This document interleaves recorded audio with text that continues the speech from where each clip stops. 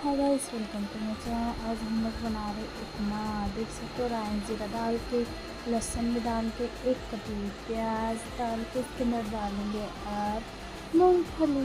जी हाँ, मूंगफली में दाना नहीं, हम तुम्हारे नाना नहीं। डालने के बाद इसको अच्छे से भूनने के इसके अंदर डालेंगे एक कटा हुआ टमाटर, करिया पाक, हरी मिर्च डाल के अच्छे से हम लोग भूनेंगे। भूनने के बाद इसके अंदर ऐड कर देंगे अदरक लहसुन पेस्ट, नमक, स्वाद अनुसार नमक डाल के अब डालेंगे सूजी।